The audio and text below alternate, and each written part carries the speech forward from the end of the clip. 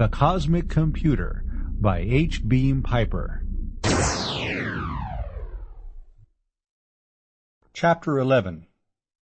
The shooting died down to occasional rattles of small arms, usually followed by yells for quarter. An explosion thundered from across the crater.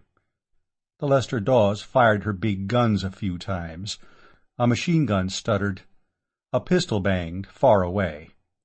It took 2 hours before all the pirates had been hunted out of hiding and captured, or killed if found by their former captives, who were accepting no surrender whatever.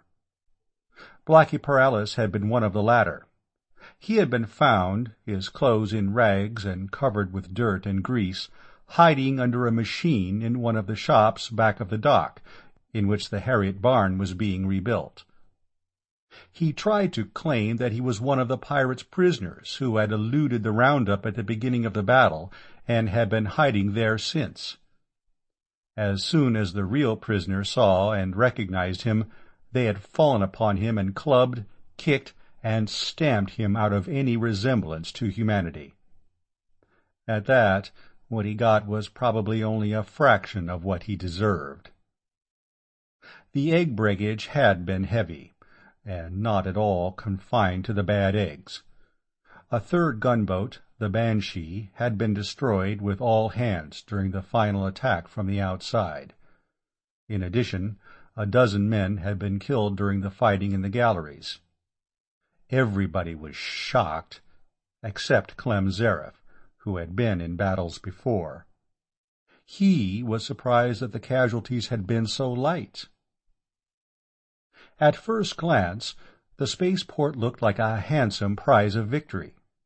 The docks and workshops were all in good condition. At worst, they only needed cleaning up.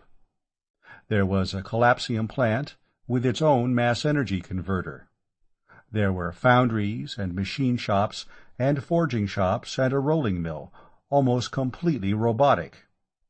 At first, Khan thought it might be possible to build a hyperdrive ship here, without having to go to Koshai at all. Closer examination disabused him of this hope.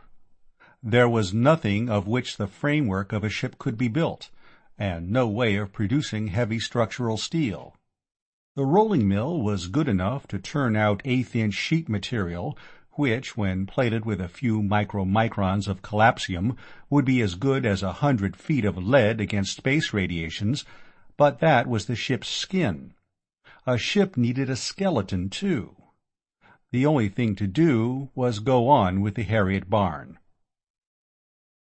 It was sunset before he finished his tour of inspection and let his jeep down in a vehicle hall off the lower gallery outside what had originally been the Spaceport Officers' Club. It was crowded, and a victory celebration seemed to be getting under way. He saw his father, with Yves Jacquemont, Sylvie, Tom Brangwyn, and Captain Nichols. Nichols had gotten clean clothes from the pirates' store of loot, and had bathed and shaved. So had Jacquemont, though he had contented himself with trimming his beard. It took him a second or so to recognize the young lady in feminine garb as his erstwhile battle comrade, Sylvie. "Well, our pay goes on from the day we were captured," Nichols was saying. "My instructions are to resume command of the ship. Tomorrow they're sending a party out to go over her." Khan stopped short. "What's this about the ship?" "Captain Nichols was in screen contact with his company's office in Storsenda," Rodney Maxwell said. "They're continuing him in command of her." But we took that ship. We lost 3 gunboats and about 25 men." "She still belongs to Transcontinent and overseas," his father said, "and that's been the law on stolen property as long as there's been any law." Of course he should have known that. Did know it, just didn't think it. "We broke an awful lot of eggs for no omelet, fought a battle for nothing." "Well, of course I'm prejudiced," Sylvie said, "but I don't think getting us out of the hands of that bloodthirsty maniac and his cutthroats was nothing." "Wiping out the Paralis gang wasn't nothing, Con," Tom Brangwen said. "You got no idea at all how bad things were the last couple of years." "I know, I'm sorry." He was ashamed of himself. "But I needed a ship, and now we have no ship at all." "A ship means something to you?" Eves Jackmont asked. "Yes." He told him why. "If we could get to Koshai, we could build a hypership of our own, and get our brandy and things to markets where we could get a decent price for them." "I know. I was in and out of Storsenda on these owner-captain tramps for a couple of years before I decided to retire and settle here," Jackmont said. "The profit on a cargo of Poitem brandy on Terra or Baldur is over 1,000%. "Well, don't give up too soon," Nichols advised. "You can't keep the Harriet Barn, of course, but you're entitled to prize money on her, and that ought to buy you something you could build a spaceship out of."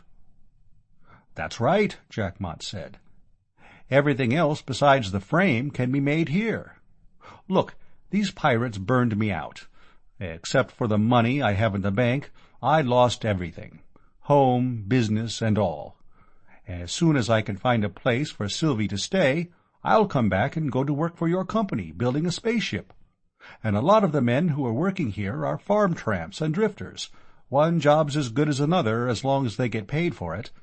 And I know a few good men in Storsenda, engineers, who'd be glad for a job, too." "You think it would be all right with Mother and Flora if Sylvie stayed with us?" Con asked. "Of course it would. They'd be glad to have her." Rodney Maxwell turned to Eves Jackmont. "Let's consider that fixed up. Now, suppose you and I go into Storsenda and—" The transcontinent and overseas people arrived at Barathrum spaceport the next morning. A rear-rank vice president, a front-rank legal eagle, and 3 engineers. They were horrified at what they saw. The Harriet Barn had been gutted. Bulkheads and decks had been ripped out and relocated incomprehensibly. The bridge and the control room under it were gone. She had been stripped to her framework, and the whole underside was sheathed in shimmering collapsium. "Great goo!" the vice president almost howled. "That isn't our ship." "That's the Harriet Barn," her captain said. "She looks a little ragged now, but—" "You helped these pirates do this to her?" "If I hadn't, they'd have cut out my throat and gotten somebody else to help them. My throat's more valuable to me than the ship is to you. I can't get anybody to build me a new one." "Well, understand," one of the engineers said, "they were converting her into an interplanetary ship. It wouldn't cost much to finish the job." "We need an interplanetary ship like we need a hole in the head." The vice president turned to Rodney Maxwell. "Just how much prize money do you think you're entitled to for this wreck?" "I wouldn't know. That's up to Sturber, Flynn, and Chen Wang. Up to the court, if we can't settle it any other way." "You mean you'd litigate about this?" the lawyer demanded, and began to laugh. "If we have to. Look, if you people don't want her, sign her over to Litchfield Exploration and Salvage. But if you do want her, you'll have to pay for her."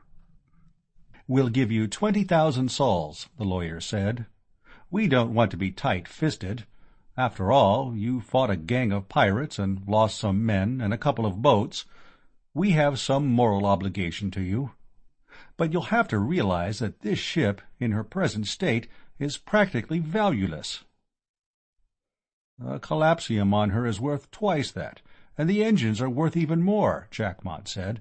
"I worked on them." The discussion ended there. By mid-afternoon, Luther Chen Wang, the junior partner of the law firm, arrived from Storsenda with a couple of engineers of his own. Reporters began arriving. Both sides were anxious to keep them away from the ship. Khan took care of them, assisted by Sylvie, who had rummaged an even more attractive costume out of what she called the loot locker. The reporters all used up a lot of film footage on her.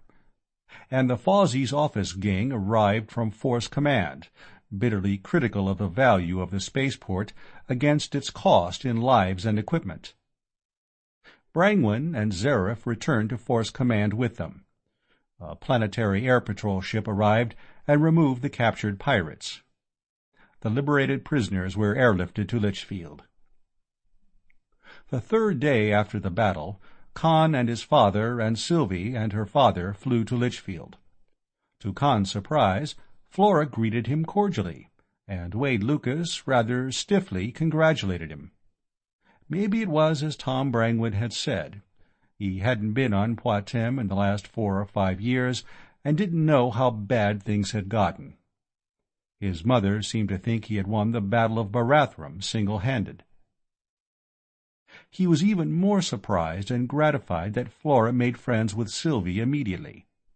His mother, however, regarded the engineer's daughter with badly concealed hostility, and seemed to doubt that Sylvie was the kind of girl she wanted her son getting involved with. Outwardly, of course, she was quite gracious. Rodney Maxwell and Eves Jackmont flew to Storsenda the next morning. Both were more optimistic about finding a ship than Khan thought the circumstances warranted. Khan stayed at home for the next few days, luxuriating in idleness. He and Sylvie tore down his mother's household robots and built sound sensors into them, keying them to respond to their names and to a few simple commands, and included worded voice responses in a thick Sheshan accent. All the smart people on Terra, he explained, had Sheshan humanoid servants. His mother was delighted. Robots that would answer when she spoke to them were a lot more companionable. She didn't seem to think, however, that Sylvie's mechanical skills were ladylike accomplishments. Nice girls, Litchfield model, weren't quite so handy with a spot welder. That was what Khan liked about Sylvie. She was like the girls he'd known at the university. They were strolling after dinner down the mall. The air was sharp and warned that autumn had definitely arrived. The many brilliant stars, almost as bright as the moon of Terra, were coming out in the dusk. "Khan, this thing about Merlin," she began, "do you really believe in it? Ever since Dad and I came to Poitem, I've been hearing about it, but it's just a story, isn't it?" He was tempted to tell her the truth, and sternly put the temptation behind him. "Of course there's a Merlin, Sylvie, and it's going to do wonderful things when we find it." He looked down the starlit mall ahead of him. Somebody, maybe Lester Dawes and Morgan Gatworth and Lorenzo Menardis, had gotten things finished and cleaned up. The pavement was smooth and unbroken. The litter had vanished. "It's done wonderful things already, just because people started looking for it," he said. "Some of these days they're going to realize that they had Merlin all along and didn't know it." There was a faint humming somewhere ahead, and he was wondering what it was. Then they came to the long escalators and saw that they were running. "Why, look, they've got them fixed. They're running." Sylvie grinned at him and squeezed his arm. "I get you, chum," she said. "Of course there's a Merlin." Maybe he didn't have to tell her the truth. When they returned to the house, his mother greeted him. "Khan, your father's been trying to get you ever since you went out. Call him right away. Ritz-Gardner Hotel, in Storsenda. It's something about a ship." It took a little time to get his father on screen. He was excited and happy. "Hi, Khan. We have one," he said. "What kind of a ship?" "You know her. The Harriet Barn."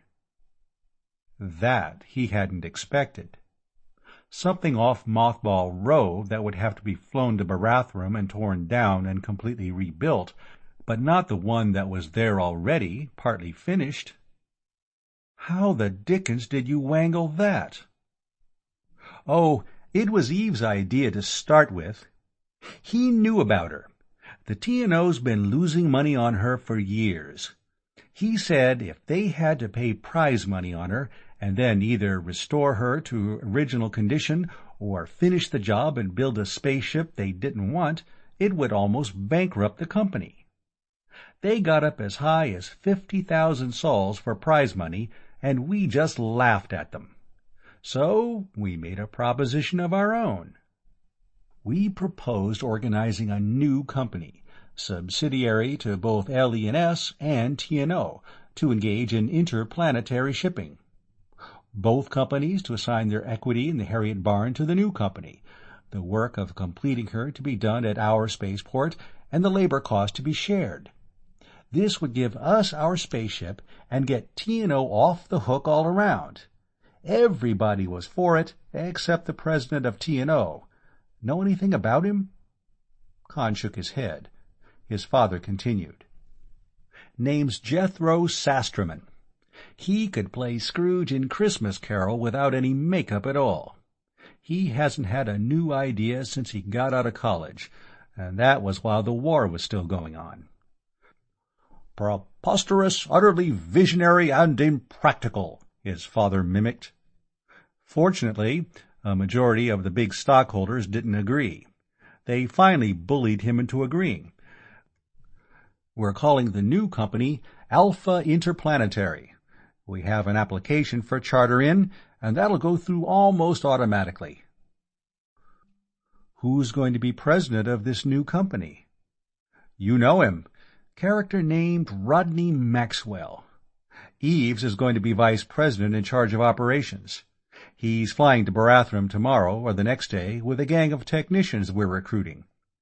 T&O are giving us Clyde Nichols and Mac Vibart, and a lot of men from their shipyard. I'm staying here in Storsenda. We're opening an office here. By this time next week, we're all going to wish we'd been born quintuplets. And Con Maxwell, I suppose, will be an influential non-office-holding stockholder. That's right, just like in LE&S. Chapter 12. He found Jerry Rivas and Ance Dawes and a score of workmen making a survey and inventory of the spaceport. Captain Nichols and 4 of the original crew of the Harriet Barn, who had shared his captivity among the pirates, had stayed to take care of the ship. And Fred Karski, with 1 gun cutter and a couple of light airboats, was keeping up a routine guard. All of them had heard about the formation of Alpha Interplanetary when Khan arrived. The next day, Eves Jackmott arrived, accompanied by Mac Vibart, a gang from the T&O shipyard, and a dozen engineers and construction men whom he had recruited around Storsenda. More workers arrived in the next few days, including a number who had already worked on the ship as slaves of the Paralis gang. It didn't take Khan long to appreciate the problems involved in the conversion. Built to operate only inside planetary atmosphere and gravitation, the Harriet Barn was long and narrow, like an old ocean ship. More than anything else, she had originally resembled a huge submarine. Spaceships, either interplanetary or interstellar, were always spherical, with a pseudo-gravity system at the center. This, of course, the Harriet Barn lacked. Well, are we going to make the whole trip in free fall? He wanted to know. No, we'll use our acceleration for pseudograv halfway, and deceleration the other half, Jackmott told him. We'll be in free fall for about 10 or 15 hours.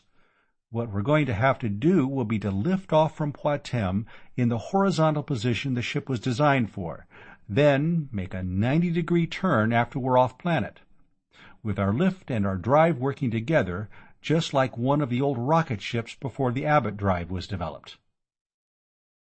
That meant, of course, that the after bulkheads would become decks, and explained a lot of the oddities he had noticed about the conversion job.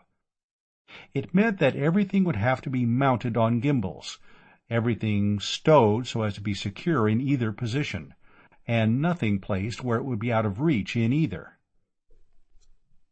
Jackmont and Nichols took charge of the work on the ship herself.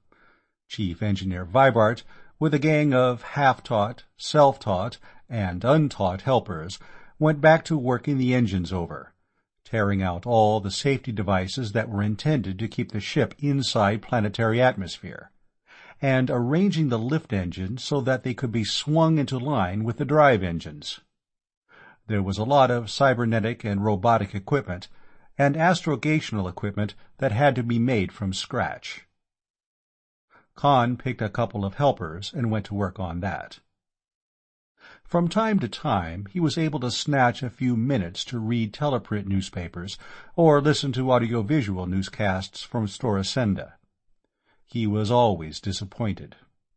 There was much excitement about the new interplanetary company, but the emphasis was all wrong. People weren't interested in getting hyperships built, or opening the mines or factories on Koshai, or talking about all the things now in short supply that could be produced there. They were talking about Merlin. And they were all positive now that something found at Forced Command Duplicate had convinced Litchfield Exploration and Salvage that the giant computer was somewhere off-planet. Rodney Maxwell flew in from Storsenda.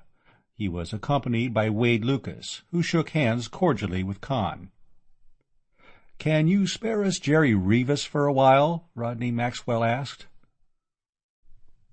"Well, ask Yves Jackmont.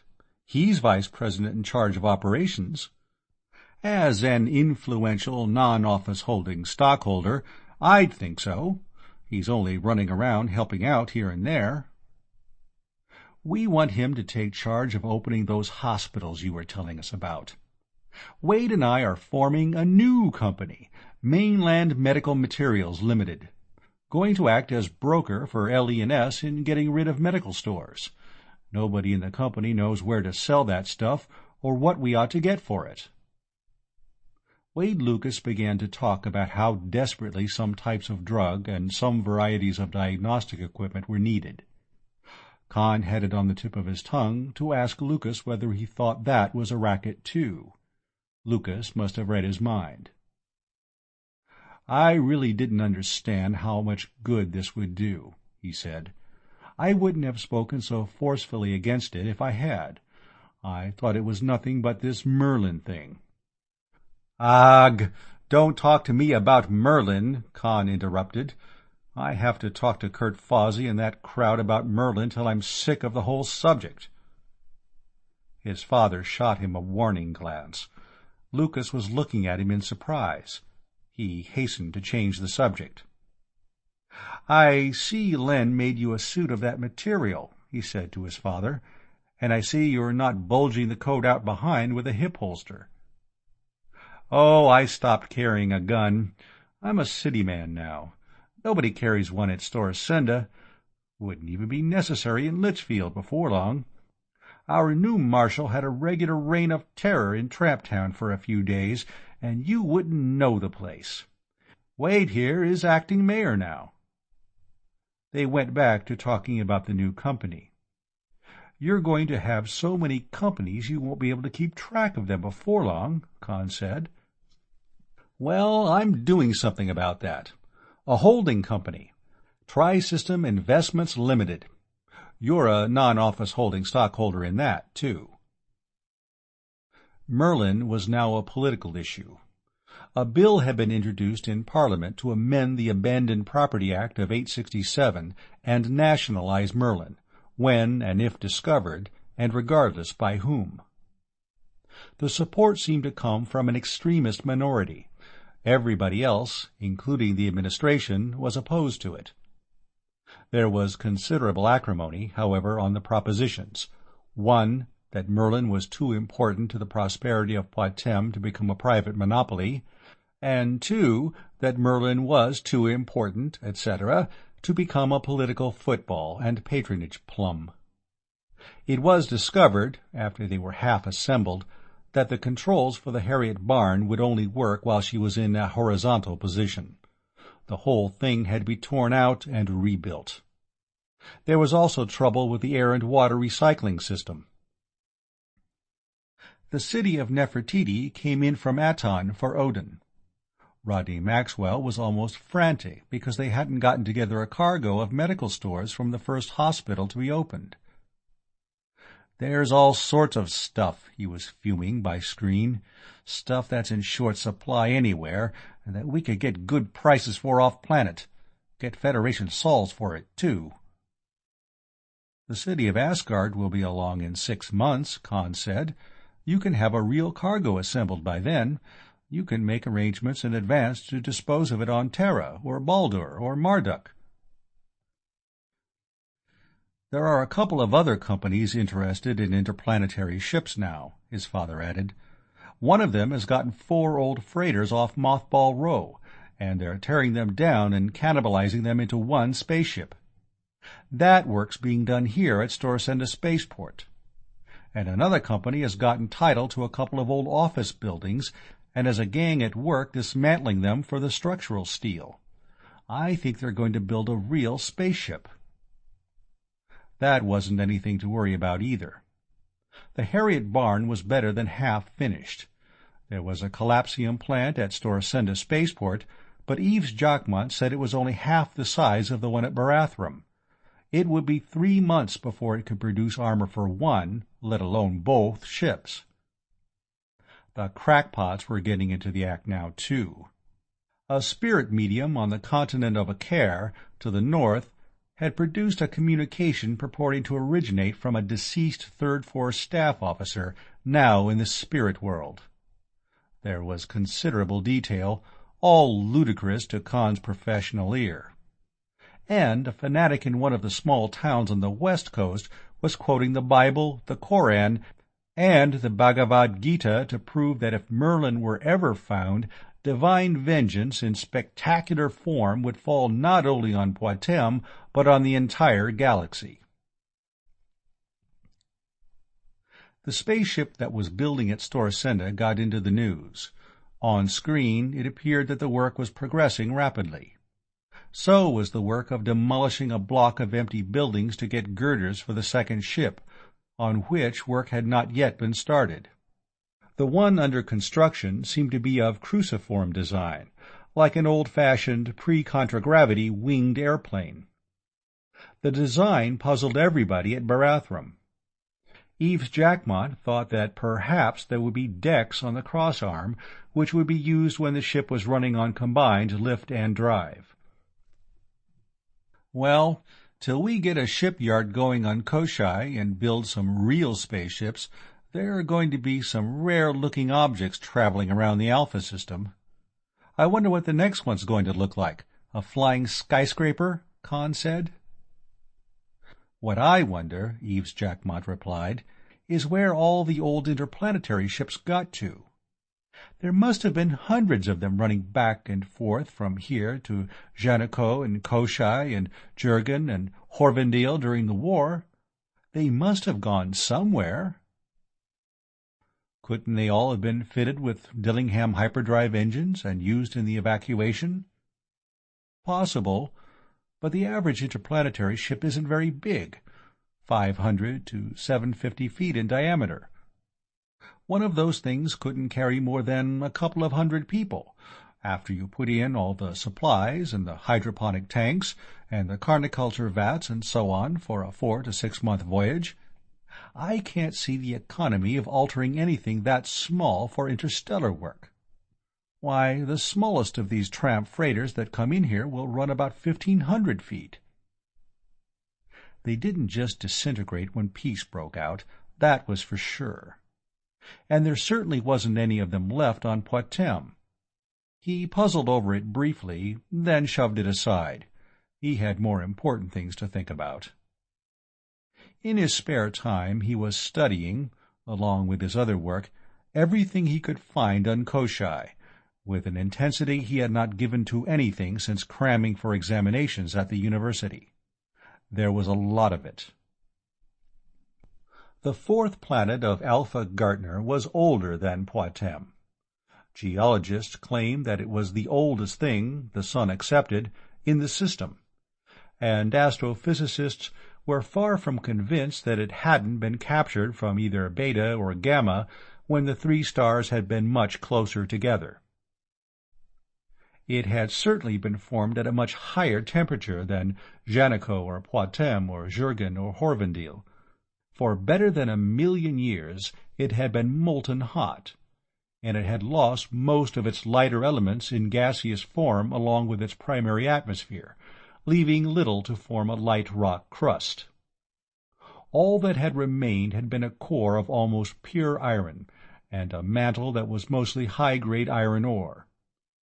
The same process had gone on, as it cooled, as on any Terra-sized planet. After the surface had started to congeal, gases, mostly carbon dioxide and water vapor, had come up to form a secondary atmosphere, the water vapor forming a cloud envelope, condensing and sending down rain that returned immediately as steam. Solar radiations and electric discharges broke some of that into oxygen and hydrogen. Most of the hydrogen escaped into space. Finally, the surface cooled further and the rain no longer steamed off. The whole planet started to rust. It had been rusting slowly for the 1,000,000,000 or so years that had followed, and almost all the free oxygen had become locked in iron oxide. The air was almost pure carbon dioxide. It would have been different if life had ever appeared on Koshai, but apparently the right amino acids never assembled. Some attempts had been made to introduce vegetation after the colonization of Poitem, but they had all failed. Men went to Koshai. They worked out of doors in oxygen helmets, and lived in airtight domes and generated their own oxygen. There had been mines and smelters and blast furnaces and steel mills. And there had been shipyards, where hyperships up to 3,000 feet had been built. They had all been abandoned when the war ended. They were waiting there on an empty, lifeless planet. Some of them had been built by the Third Fleet Army Force during the war. Most of them dated back almost a century before that, to the original industrial boom. All of them could be claimed under the Abandoned Property Act of 867, since all had been taken over by the Federation, and the original owners, or their heirs, compensated. And there was the matter of selecting a crew. As an influential non-office-holding shareholder in all the companies involved, Con Maxwell, of course, would represent them. He would also serve as astrogator. Clyde Nichols would command the ship in atmosphere and act as first mate in space. Mac Vibart would be chief engineer at all times. Eves Jackmont would be the first officer under Nichols and captain outside atmosphere. They had 3 real space crewmen, named Rodell, Yutsko, and O'Keefe, who had been in Storasenda jail as a result of a riotous binge when their ship had lifted out 6 months before. The rest of the company, Jerry Rivas, Ance Dawes, Charlie Gatworth, Mohammed Matsui, and 4 other engineers, Ludvigsen, Gomez, Garanja, and Retief, rated as ordinary spacemen for the trip, and would do most of the exploration work after landing. They got the controls put up. They would work in either position. The engines were lifted in and placed. Khan finished the robopilot and the astrogational computers and saw them installed. The air and water recycling system went in. The collapsium armor went on. In the news screen, they saw the spaceship in Storasenda still far from half finished, with swarms of heavy-duty lifters and contragravity machiners around it, and a set of landing stands on which the second ship was to be built in the process of construction. A tramp hyperspace freighter landed at Storasenda, the Andromeda, 5 months from Terra, with a cargo of general merchandise. Rodney Maxwell and Wade Lucas had assembled a cargo of medicines and hospital equipment which they thought could be sold profitably. They began dickering with the owner-captain of the hypership.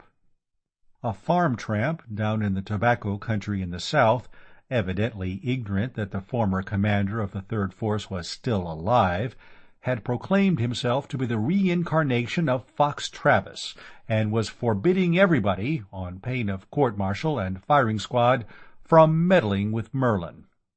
And an evangelist in the West was declaring that Merlin was really Satan in mechanical shape. The Harriet barn was finished. The first test, lifting her to 300 miles, turning her bow up, and taking her another 1,000 miles, had been a success. They brought her back and set her down in the middle of the crater, and began getting the supplies aboard. Kurt Fawsey, Clem Zareff, Judge Ledoux, Franz Veltrin, and the others flew in from Force Command. Sylvie Jackmont came from Litchfield, and so did Wade Lucas, Morgan Gatworth, Lester Dawes, Lorenzo Menardis, and a number of others. Neither Khan's mother nor sister came. "I don't know what's the matter with those two," Sylvie told him. "They always seem to be scrapping with each other now, and the only thing they can agree on is that you and your father ought to stop whatever you're doing, right away. Your mother can't adjust to your father being a big Storacenda businessman, and she says he'll lose every centisol he has, and both of you will probably go to jail. And then she's afraid you will find Merlin, and Flora's sure you and your father are swindling everybody on the planet." "Sylvie, I had no idea things could be like that," he told her contritely. "I wish I hadn't suggested that you stay there now." "Oh, it isn't so bad, so far. Your mother and I get along all right when Flora isn't there, and Flora and I get along when your mother isn't around. Mealtimes aren't much fun, though." His father came out from Storacenda, looked the ship over, and seemed relieved. "I'm glad you're ready to get off," he said. "You know, this hyperspace freighter, the Andromeda, some private group in Storacenda has chartered her. She's loading supplies now. I have a private detective agency, Barton Massara, trying to find out where she's going. I think you better get this ship off right away." "We have everything aboard, all the supplies and everything," Jackmont told him. "We can lift off tonight." End of chapters 11 and 12.